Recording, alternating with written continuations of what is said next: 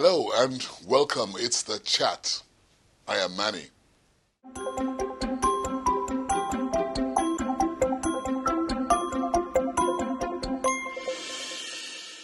My guest on the program has once been described as the old young man.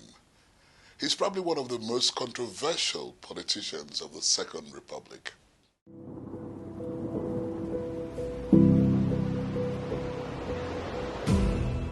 Malam Sidi Ali is a trained journalist, a politician and a public relations consultant, an author and nationalist with a Pan-African outlook. Born on July 15, 1938, Malam Sidi obtained his primary education from the Shahel Elementary School and secondary education from the Runfa College, Kano. Malam Sidi moved with his father, a businessman, to Ghana, where he eventually served as a personal aide to the former president of Ghana, Kwame Nkrumah, who sent him to study in Britain and United States.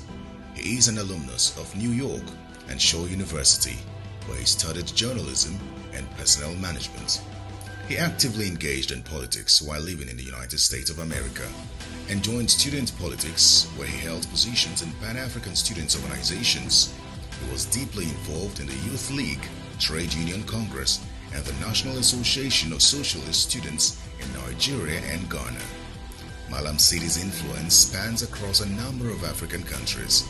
He served as the Assistant Information Officer at the first All-African People's Congress held in Ghana in 1958 and contributed immensely to the pioneering work which led to the birth of the Obafemi Awolowo University, OAU, in 1963. Malam Sidi remains one of the leading lights of politics in Nigeria and has been at the helm of political affairs in his state, Kano, where he represented Kano constituency in the House of Representatives during the Second Republic as a member of Sir Aminu Kano's Socialist People's Redemption Party, PRP. Aside participating in nation building and politics, Malam Sidi loves writing and has various publications to his credit. He still writes till date. Malam Sidi is married with children.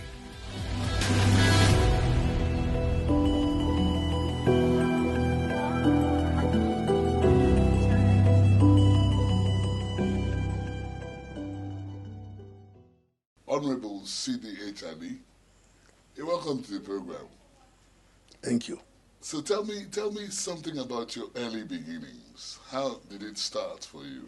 During the Second World War, my father happened to be one of the big cattle dealers supplying the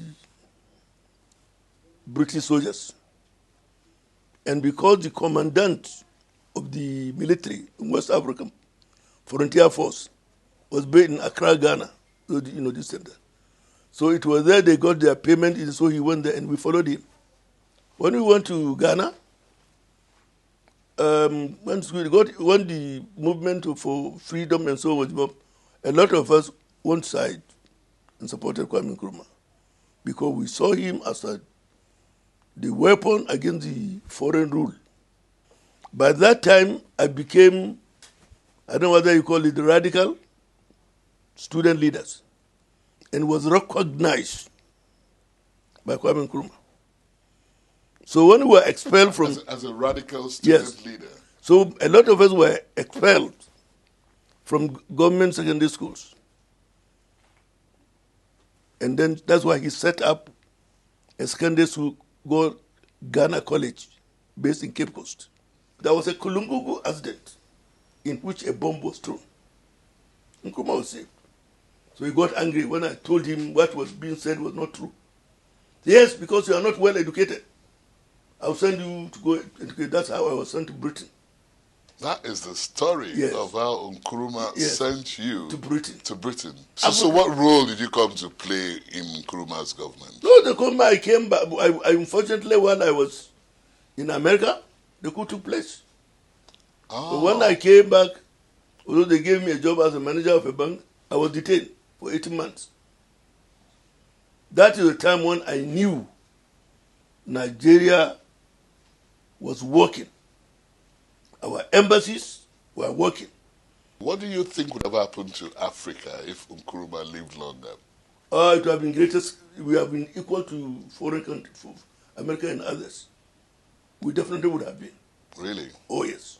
Now, when you left Ghana, you came to Nigeria, didn't you not? Yes.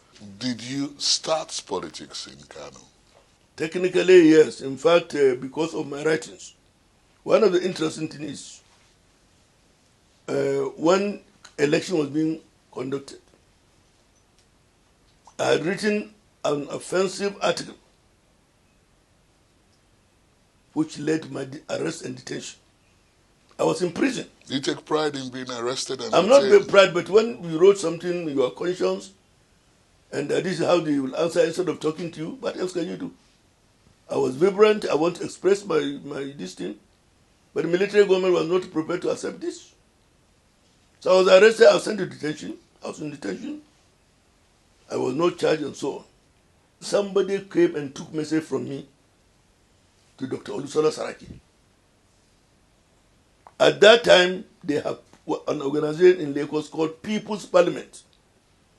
All the permanent secretaries in the north and so are in members of that group. So when the man went to him, he said, this man Sidi Ali, who is in prison, he wants to help and so on. I said, yes, I know they arrested him some 6 months ago during this Tarka Dabo case. Is he still in prison? He said, no. So he sent for Sunday Adeusi. So I was in prison. Then one day, information came, I'm wanted. About 4 cars, armed police. So maybe they were going to execute me. So we went with siren to the police headquarters. Adeusi started to abuse me. You people want to cause trouble in this country, we deal with you, blah, blah, blah, blah. And after they left the office, he said it was Saraki says I should help you. So when you come out, fall down, we'll rush you to the hospital. Why am I here? This is what happened. So when we came, I fell down, I was right to the hospital. And the doctor in charge, Creek Hospital, he was, what is this? Akintola, his daughter. So when she was brought up, I was brought to the place. And at that time, the military government would strictly respect professionalism. Once a doctor says you must eat 1 cow a day, they will supply that cow no matter. So after some time, she said they have investigated my sickness. My sickness seemed to be psychological. When I see men in uniform, it comes back. That's how the government was do the police and SS guarding me. How did you feel then? Oh, of course I'm happy. Because to be in prison or detention is the worst thing any human. Can you recall how many times you've been in prison? I think about 6 times. 6 times? Yes. Did you meet a certain gentleman called Malam Aminu Kano? What do I'm telling you? I was in prison when Abubakar Rimi and later once came that they have a message from Malam Aminu Kano that people are being fielded to contest election.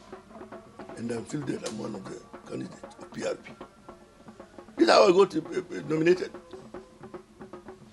And of course that led me by release from prison. I contested in a town where I did not come from, because that time nobody said you know. And I defeated the sitting district head. His elder brother was a commissioner in Kano, and he was, and I defeated him. So you were a disciple of... Very, very much. You liked the philosophy of the PRP at of that course. time. What was it about? It's a PRP that you should recognize the dignity of man. I'm interested in your days in the Second Republic as a politician. How would you assess your input in those days? Well, if I'm sending my input, I would say, and I believe I was the best. The best what? The best legislator. Why would you say that? Because I work for the people. I knew many committees I'm a member. When somebody brings a report, like he's been this, and I want to take it up, some of them went behind and collect money and they nullify it. I knew how much legislators compromise their oaths of office. And you never compromised? No, I refused. Because did you sponsor any bills? I brought, if you read the Nigerian Accountant Association, before then, ICANN was passing only 5 people in a year to become an accountant. It's like a cult. That our bill we brought to recognize it led to 10 people, and now, Can I ask you, when you were in the PRP, did you have to pay money to the party No. to be nominated as a senator? I'm telling you, I was in prison when I was nominated. In fact, when we went to campaign, people want to see us because we are nominees of Malamini Kano. It's the people who give us money. So what do you say of politicians today who have to pay as close as 1 billion naira to become governors, something like that? Well, let me tell you, when we were in the National Assembly, our salary was 1,000 naira a month. Of which 200 naira are taken for the car, so we have 800 naira. Then the tax. These tax go to Lagos State government. It was me and some others, and one Okongo from now Imo State, sponsored a bill that this tax we are collecting should not go to Lagos State government. Where should it go to? To the state that brought you, because you are working for your state.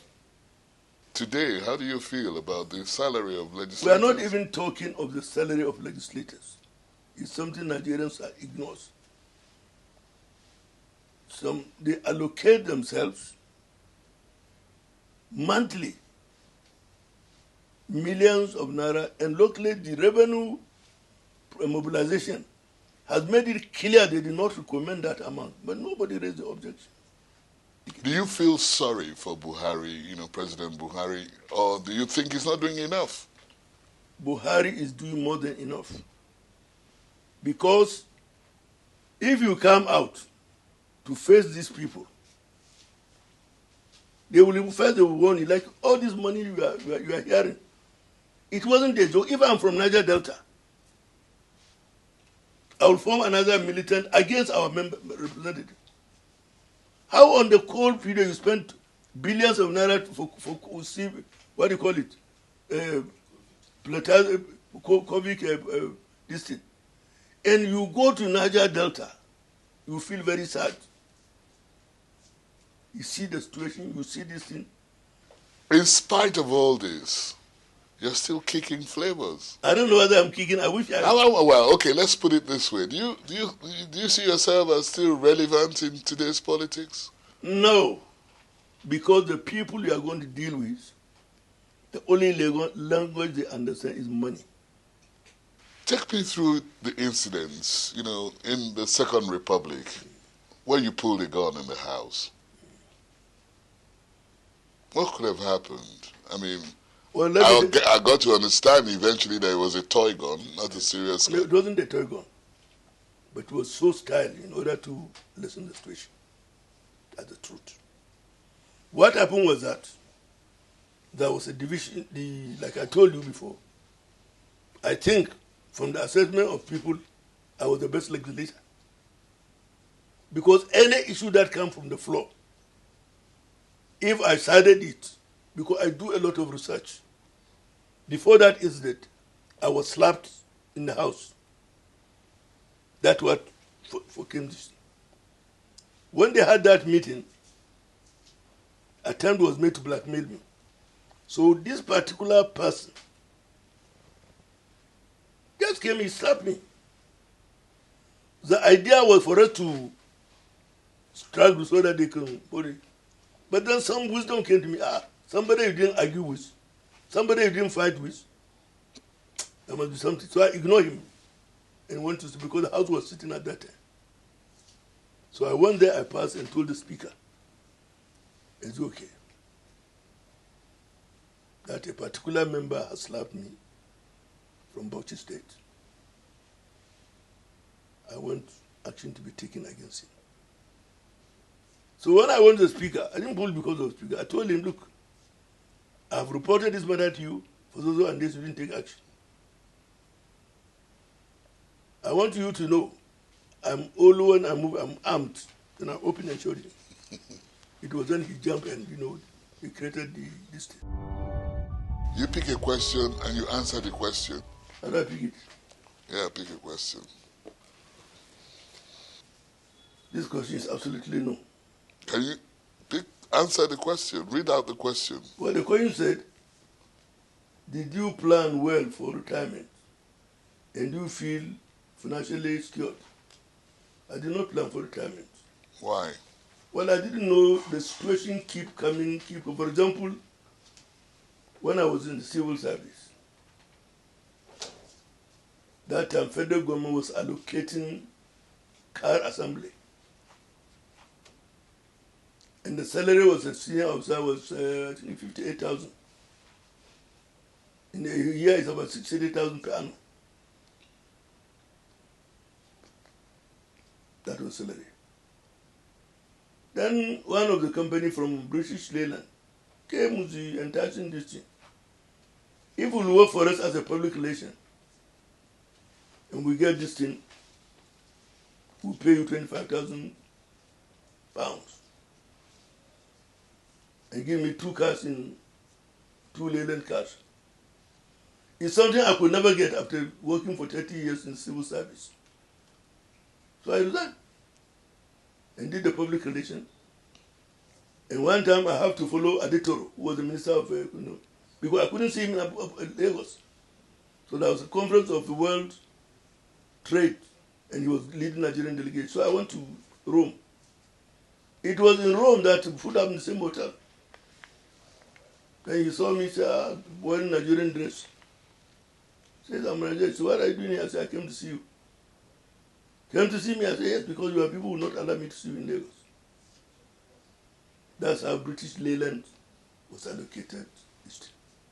And they paid me £25,000. Interesting. £25,000, let's go this thing. 100 naira out of it gave me a comfortable plot in Kano near Government House. And spent 7,000 to build a story building, everything at that time.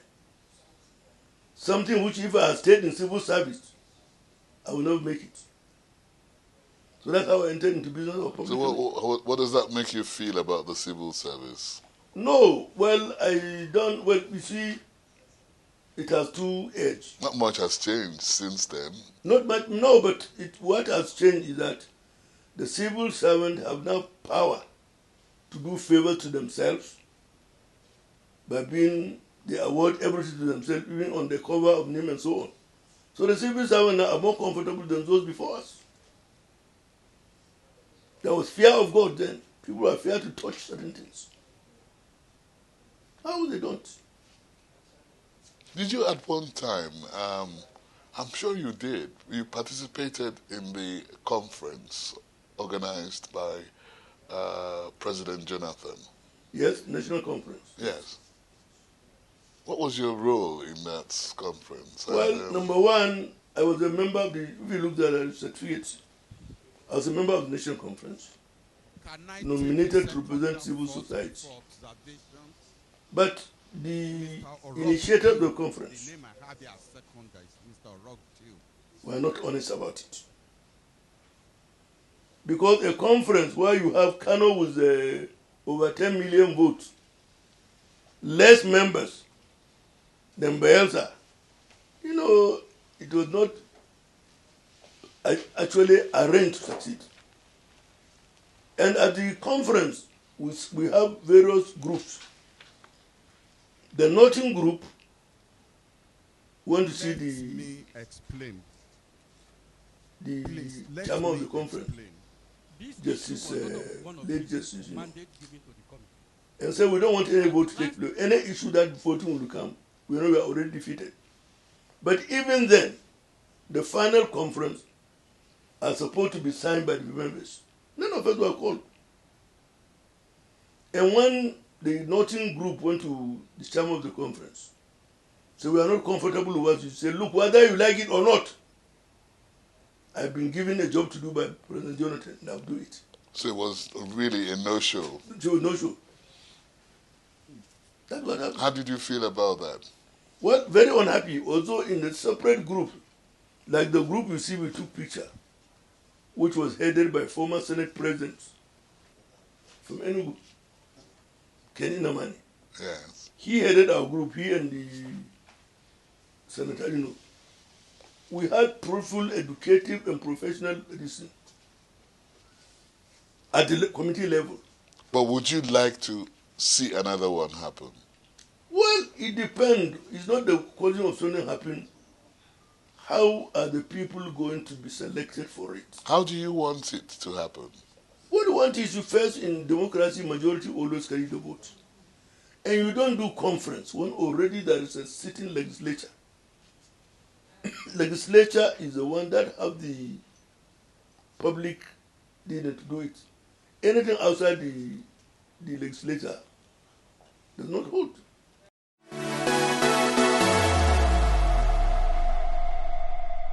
So what might be the 5 things you'd like to take along with you to this island? Well, number one, I would like to go with my Holy Quran, Yes. which would be the sort of reference, this. So I think that's the only thing I would like to go with. So what else might you go with? Nothing. Do you enjoy music? I used to. What happened? Well, now It became too loud. Now I'm old, man. I don't listen to this thing. No. There must be some form of music you enjoy. Why you don't have them anymore? See, when I tell you like music like in 1960. When you were a boy. Or 59, yeah. What kind of music were you listening to? This famous Yoruba musician, what do you call him? Haruna Shola. Really? Yes, when Haruna Shola is playing music, at that time he has no car. People will follow him almost from Surulere to Victoria Island on foot. So would it be something you'd like to take along with you to the island? Oh, yes. Okay. Do you think you'll be remembered as the only senator ever to pull a gun in the House? Well, I don't know whether it was something that to be remembered for, but I know I made a lot of contribution. Made a lot of contribution. Would you mind if I tell you, in one of our travels, a senator stole, a member of the senator stole. When we went to the supermarket, he carried this. When he came to pay, the system there is they don't collect. When you give them the card, they put it in the machine. But he was on the president that is in Nigeria, why you try it. So when we came out, he got out with it. So he went back to collect the same thing. Embroidery. When he gave you the paper, he said, no, this has been paid for. Bring the new one. He was dishonest. He was a thief. So when we came out, I said, Senator, we arrived in Lagos on Wednesday. You resign the next day. If you do not resign, I will expose you. You have disgraced us. You can't do anything. That thing didn't happen in Nigeria. I can take you for libel. I said, no, I won't say it outside. I'll say it in the house. Anything you say in the house, you are under protection. When we came, he came down and fell down, holding my leg. I beg you. I said, no, better resign. If you don't resign between now and this thing, I will go to announce it in the house. You would obviously be remembered for that. So you resign. As the man who stood by his words. Well, I tried. Honorable Sidi H. Ali, thank you very much for being on the program. Thank you. We've enjoyed every bit of the historical perspective you gave on this program. Thank you so much. Also, thank you for giving me the opportunity. It's been Honorable Sidi H. Ali, one of the most controversial politicians of this area. On the program, The Chat. I'm Manny. See you next time. The Chat is produced by Channels Television. You can watch it again online. Just visit our social media platforms: Twitter, YouTube, Facebook.